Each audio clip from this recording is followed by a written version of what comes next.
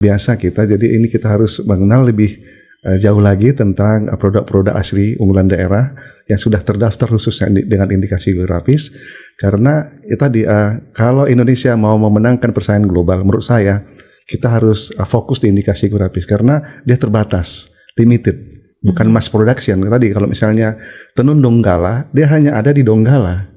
Bawang goreng Palu dia hanya ada di Palu, misalnya seperti itu kan Palu, atau Donggala hanya berapa. Kopi Kintamani hanya ada di Kintamani, sehingga dia tidak harus diproduksi secara massal, tapi limited, tapi harganya premium. Nah, dengan demikian tidak akan bisa disaingi oleh produk-produk lain di luar negeri karena hanya ada di daerah tersebut. Maka tadi Ibu Menteri bilang wisata berbasis community base ini sangat-sangat menarik storytellingnya karena ada karakteristik dan keunikan. Ini kita akan dengarkan oleh perkembangan pariwisatanya apa nanti ya dari Bu Widi. Nah, selanjutnya juga ada Pak Direktur Merek dan Indikasi Geografis bersama dengan Pak Herman Syah Siregar. Pak Herman, kita jumpa lagi. Halo Mbak Marcel, senang sekali bisa ketemu di WhatsApp. Senang sekali ada tuan rumah kita di sini juga. Nah, saya ke Bu Menteri terlebih dahulu ya Ibu.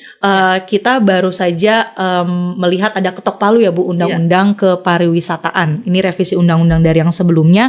Kalau dari segi highlightnya Bu, apa yang menjadi terobosan?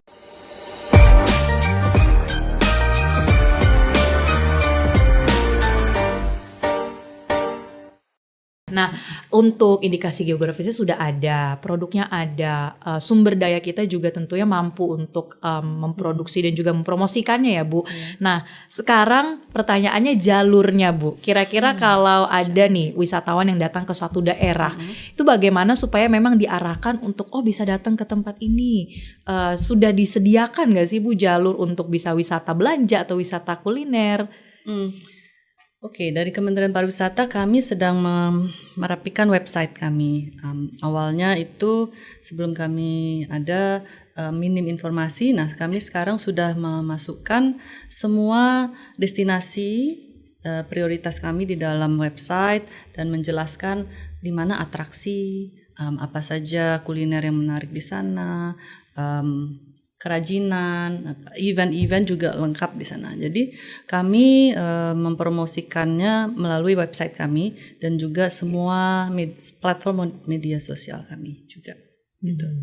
Jadi memang rutenya itu sendiri harapannya bisa tergambar dengan jelas ya Bu ya. Jadi ketika mau datang ke satu daerah itu tidak bingung lagi mau kemana. Iya, bahkan kami sedang membuat AI. Teknologi di dalamnya sedang berproses, mudah-mudahan tahun ini bisa di launching, di mana wisatawan bisa mendapat itinerary gitu ya, gimana misalnya tanggal segini mau ke daerah ini, datang ke desa ini, melakukan kegiatan apa, nah itu bisa di generate di AI, nah kami mempromosikannya melalui itu gitu. Oke, nah kita juga akan buka pertanyaan nih Bu. Kita sudah mengkurasi ada beberapa pertanyaan yang memang disampaikan ya untuk Bu Menteri dan juga Pak Direktur di sini. Ini pertanyaannya dari Rizky Auliade. Memangnya ada produk Indonesia apa yang bisa menyaingi ini kimchi Korea atau matcha Jepang? Ini sangat lekat ya Bu ya di hati mungkin Gen Z zaman sekarang matcha.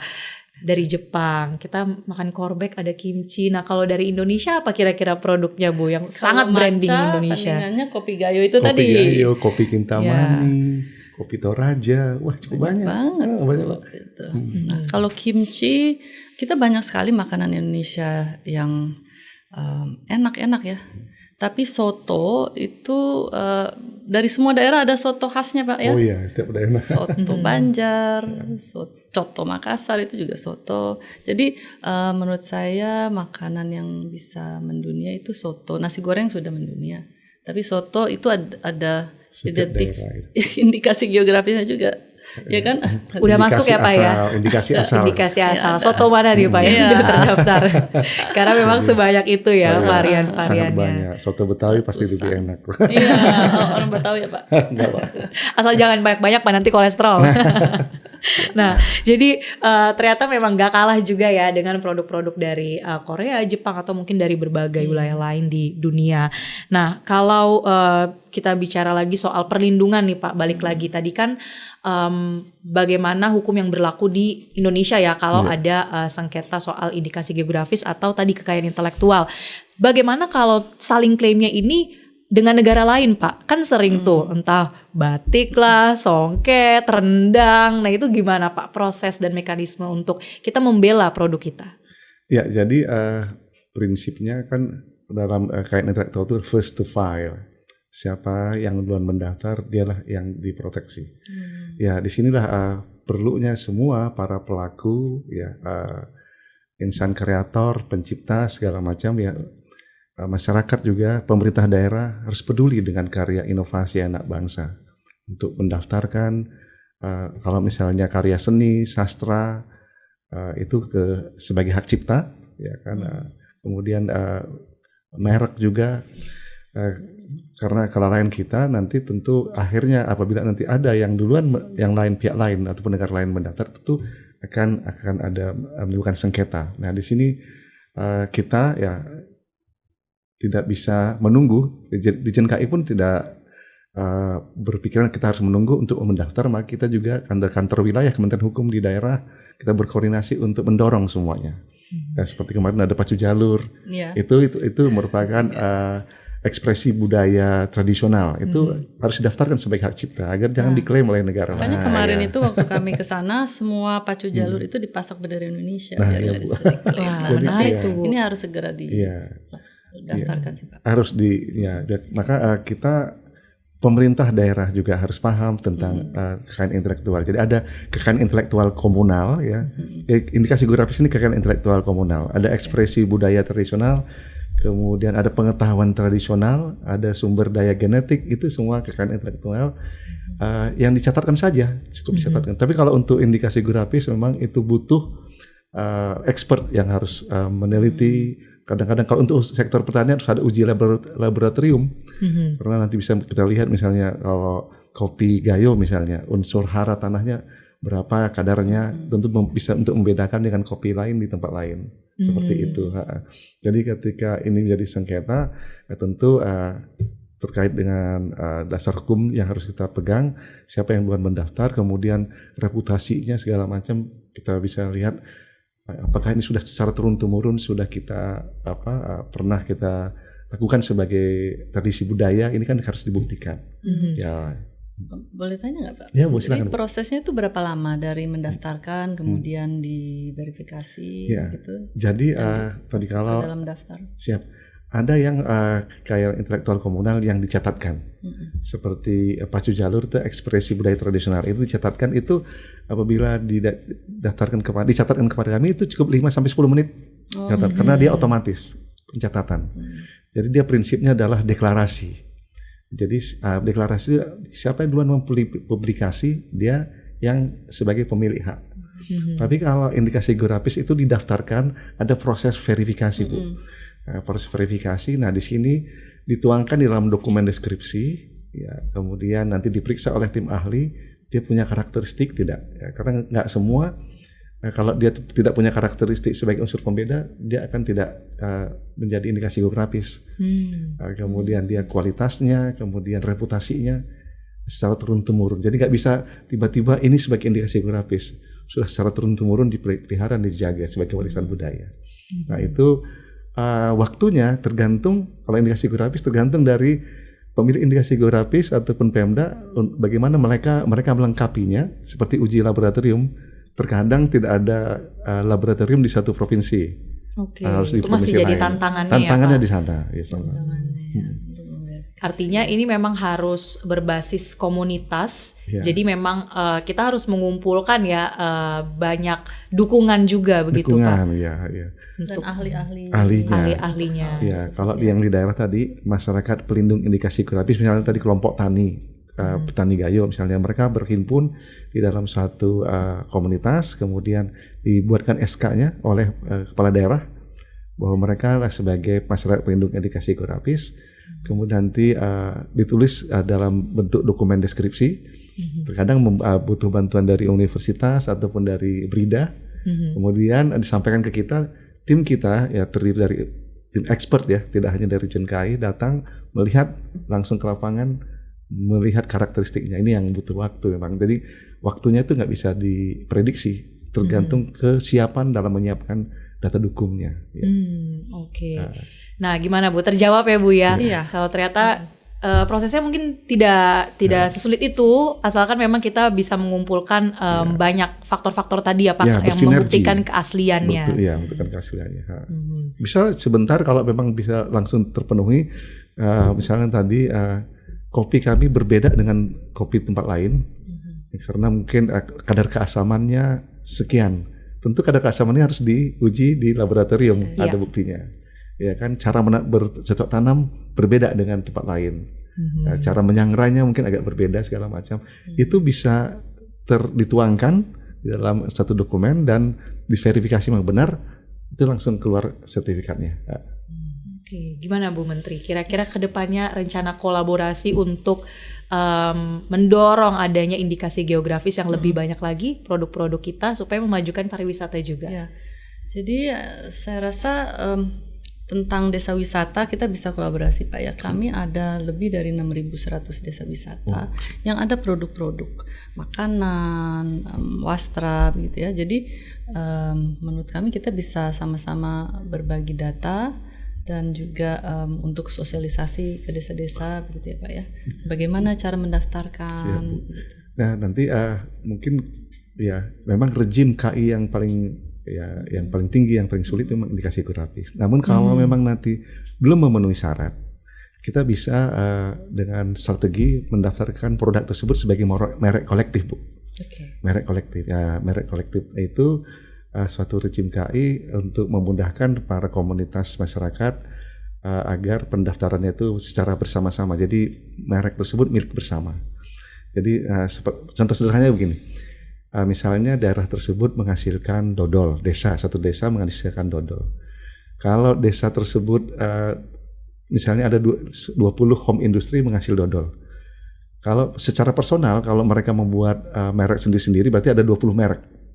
20 merek kan daftarnya kalau mereka UMK itu satu produk 500.000. Jadi kalau misalnya 20 produk kan berarti 500.000 sampai kali 20 kan. Nah ada rejim KI yang disebut dengan merek kolektif.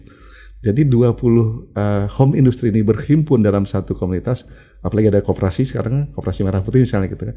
Jadi mereka cukup merek kolektif dodol desa A. Nah, jadi berhimpun, jadi cukup satu merek dengan biaya 500.000. Dalam kita sebut merek kolektif, tidak perlu 20 merek.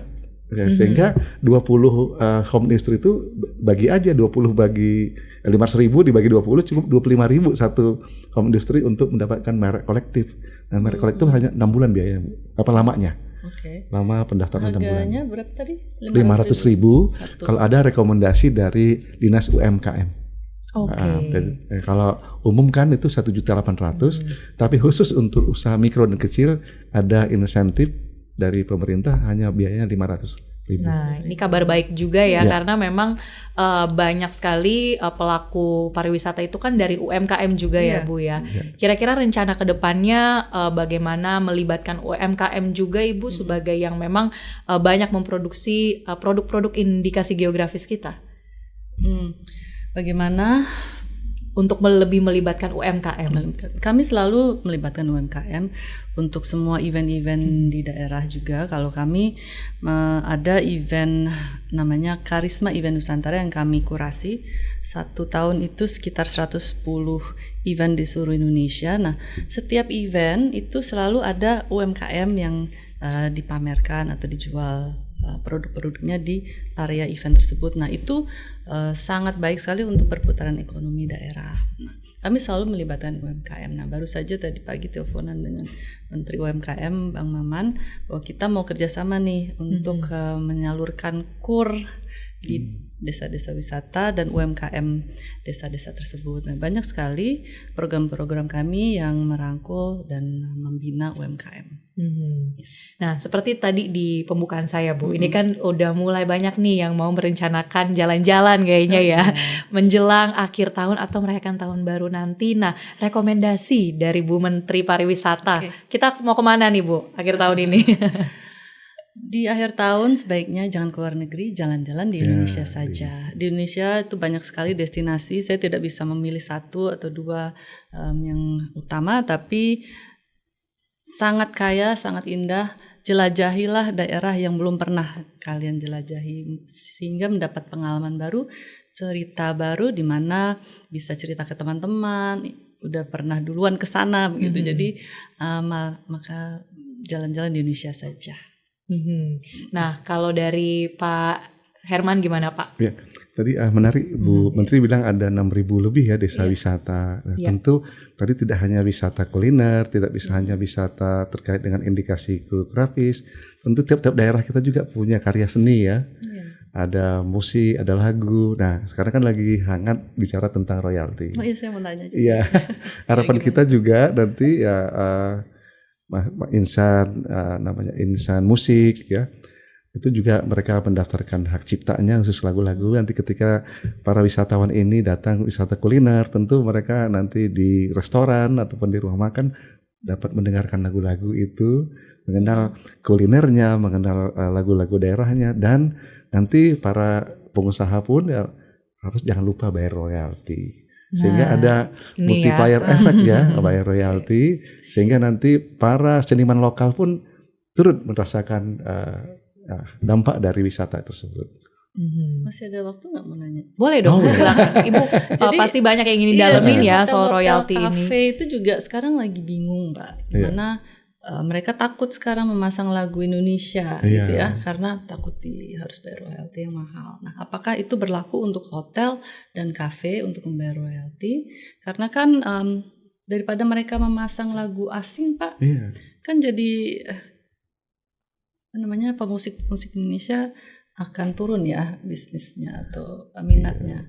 Dan kita juga untuk mempromosikan Indonesia tentu kan ingin memasang lagu Indonesia dari semua daerah gitu. Jadi itu gimana Pak prosesnya? Ya, jadi ya sebenarnya kalau kita ke restoran kan pemilik restoran ataupun pelayan menyuguhkan kita ini menu ya, ada menu makanan, minuman. Jangan lupa yang dia juga menyuguhkan lagu kan. Tapi lagu itu kan tidak termasuk di dalam daftar menu, padahal itu juga layanan dari restoran. Nah, sebenarnya ketika lagu itu diputar, tentu di sana ada royalti. Nah, yang perlu diketahui oleh pemirsa juga, royalti itu bukan pajak. Ya, sama seperti ketika kekayaan intelektual itu adalah milik dari pencipta lagu, milik para kreator, komposer, sehingga ketika lagu tersebut diputar, menu tersebut dimakan, ya kan, minuman tersebut diminum, tentu ada pajak di sana. Tapi kalau lagu itu adalah royalti hak dari pemilik lagu itu. Jadi kita kembalikan kepada mereka, sehingga dan juga tidak mahal, ya, tidak mahal, ya, cuma ada hitungan-hitungan tertentu dan itu bayarnya nanti ada sistemnya kolektifnya, sehingga kita bisa menghidupi para seniman itu. Apalagi kalau misalnya tadi wisata-wisata ke daerah, janganlah putar lagu asing, tapi putarlah lagu Indonesia, lagu daerah, sehingga nanti mereka mendapatkan royalti. Jadi bukan pajak royalti itu, tapi itu hak pada mereka yang memiliki lagu. Tapi berapa mahal Pak? Karena kan itu menjadi menaikkan biaya hotel dan kafe dan sebenarnya tidak itu mahal Bu ya, ada hitungannya dari UMKM. Dan sudah dipastikan itu tidak akan memberatkan. Cuma ini perlu disosialisasi lebih jauh kan sekarang lagi di revisi undang-undangnya ya, nanti Al-Amkan nanti yang bisa mensosialisasikan lebih jauh tentang biayanya. Iya, karena itu juga penting ya. Jadi salah satu komponen yang penting ya Bu ya dalam pariwisata kita. Nah, kita sudah banyak membahas soal indikasi geografis dan bagaimana visi kedepannya pariwisata kita yang tentunya terus mendorong ya produk-produk asli daerah itu menjadi yang terdepan dalam promosinya. Terakhir Ibu dan Bapak mungkin closing statement, apa sih yang menjadi harapan untuk pariwisata kita, terutama juga produk-produk lokal? Bu Menteri silakan. Oke. Closing statement ya. Jadi cintailah produk Indonesia dan selalu mencari destinasi-destinasi baru di mana kita bisa belajar dan menaikkan pengetahuan kita mengenai Indonesia, destinasinya, kulturnya, makanannya, dan produknya. Jadi menurut saya jalan-jalan di Indonesia saja dan pelajarilah, cintailah produk-produk dan destinasi Indonesia. Oke, terima kasih Ibu. Bapak, Ya, Pak Herman terima gimana kasih. Pak? Jangan lupa semua karya kreasi anak bangsa lindungi dan dengan melalui kekayaan intelektual daftarkan, catatkan agar kita bisa naik kelas sebagai bangsa yang benar-benar menghargai hasil karya cipta anak bangsa. Ya. Baik, Ya. terima kasih sekali lagi Terima Bu Menteri kasih. Pariwisata Republik Indonesia Bu Widi dan juga Pak Terima kasih, Herman, terima kasih, Direktur Bu Merek Menteri. dan Terima kasih, Indikasi Bu Menteri. Geografis. Nah itu tadi ya, jadi sekarang pasti udah dapat ide nih mau jalan-jalan kemana dan juga produk-produk lokal kita ya jangan lupa untuk terus kita promosikan dan tentunya terus kita pilih produk asli dalam negeri. Sekian dulu diskusi kita di WhatsApp kali ini dan sampai jumpa di episode berikutnya. Bye-bye.